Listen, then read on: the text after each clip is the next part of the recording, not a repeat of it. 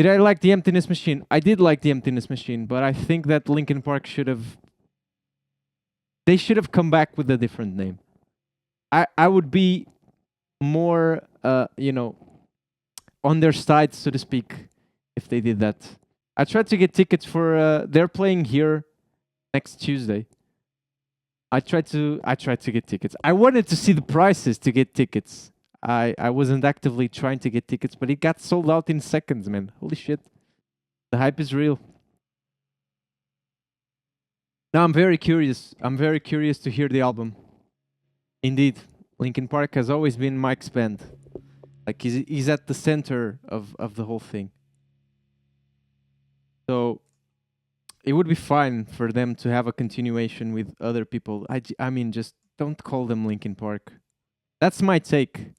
That's my take. But it is what it is. They could, you know what they could have done, and it would have resulted much better. They would have changed their name to From Zero, and the album would be called Linkin Park. You see how the connecting thread would go with that?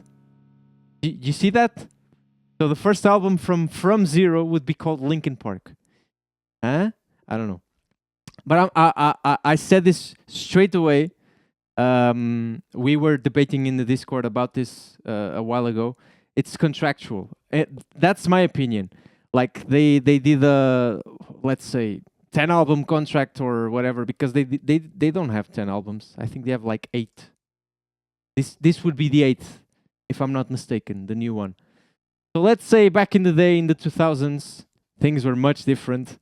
Let's say they signed a contract with a record company for 10 albums. The record company doesn't give a fuck if the singer has died. They have to, they have to do what the contract says. It's legally binding, so they are fucked. And then people can say, but what about Rob Burden, blah, blah, blah, the drummer? Shouldn't he be obliged to also, do his duties as drummer of the band?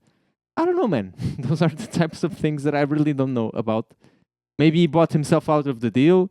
I don't know, with the money he got from the first albums or throughout the whole career. Maybe he invested it, put it on the stock market. Things went really well for him. He got a bunch of money and he paid his part out, So they got a new drummer. I have no idea. But I 100% think it's contractual and that they were obliged to do it. Otherwise, a lot of money would have to be paid probably by Mike and surviving, so to speak, members of the band. It is what it is.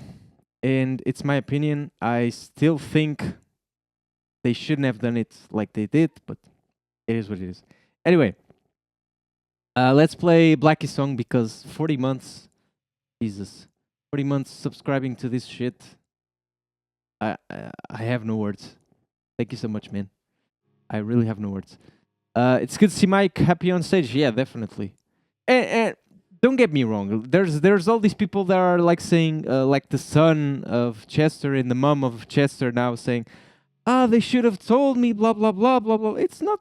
They don't owe them anything. Like they don't owe them any explanations. It's the band is theirs. So if they have to fill with their contractual obligations, they just have to do it. It is what it is. Use the fan base to show off the new Linkin Park. 100%. The name sells, right? It's been proven. Like if something says Linkin Park, it's more possible that they will sell out arenas or something like that. Because if someone would see the new band, previous Linkin Park, people don't give as much of a fuck. It is like this. It's a brand at this point. So they're just changing the people involved in the brand. It is what it is. Probably Mike has the rights.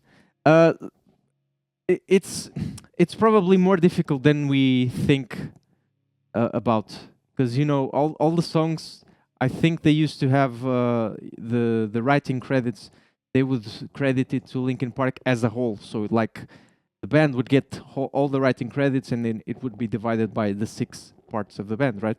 But then there's all these other types of things, like the people playing on the album and that shit. It gets very complicated. The music industry is horrible, and you know, I personally think it's both a curse and a blessing that I like to play guitar, because you know I would love to do so much more with this shit, but then again, all the business aspect of it, it's just rotten. I really don't like it, but it is what it is. And so I already try my best to do what I can without selling my soul out as well. But yeah, it is what it is. Um, yeah, we have absolutely no idea, man. Absolutely no idea. As a brand and the name, yeah, probably. He probably has the most stakes at this point. Maybe it didn't used to be so much like that, but probably now, yeah. But we don't know. We don't know. That's the thing. Like I said, in the beginning of the 2000s, when they signed their first contract with Warner, it must have been something like, you have to do 10 to 15 albums. That's the whole of your career. You're fucked because you're stuck with us. You are very successful in this first album, so now you have to repeat it ad infinitum, like until infinity. And now they are fucked, basically. That's my take on it. And I do understand, coming from that standpoint, I do understand like the decision of maintaining the name, and it's not a decision really. Their hands were tied. Their hands were tied. Anyway. Yeah, that's it. That's how the record contracts used to be. Like they still want it to be that way nowadays, but people are just smarter and they have more options to try and get their music out there. There's all these social medias, and it's easier to be independent nowadays, much easier. Back in the day, that was not a thing at all. That was not a thing. Exactly. And now we're 25 years down the line, and they have a bill to pay if they want to get out of their contract. Because you know, Creed did the same. 30 Seconds to Mars did the same. Like they were stuck in the record companies, and they had to buy themselves out of the deals, and they spent a lot of money on that shit. And maybe Linkin Park, Paramore did the same. I did not know about that. Maybe Linkin Park is just on a stratospheric level of, you know, if they wanted to get out of it, they would have to pay like millions, like bazillions of money. I have no idea. No idea whatsoever. I just want to say that record companies, as they used to be, because people are smarter nowadays, are the devil. And stay independent if you want. Maybe you don't get to the same stratospheric levels of success. That just don't happen anyway nowadays, because everything is just more compartmentalized. Like there's no more bands. Once these are over, once these old bands are over, there will be nothing at the same level, because things used to work in a single culture and now they don't anymore. We all have our own boxes, we all have our own algorithms on Instagram, TikTok, and Facebook, etc. We all have things on Spotify. I don't even count Spotify because I don't use it. But yeah, we are all fed our own individual tastes. So nothing will be at the same level as it used to be. Probably never again, unless things really change. Anyway, this was a big tangent, probably around, I don't know, 10 to 15 minutes talking about this shit.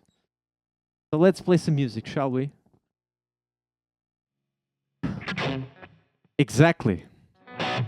And that's what the record companies think about as well. That's why you only have like single artists nowadays. Bands are over.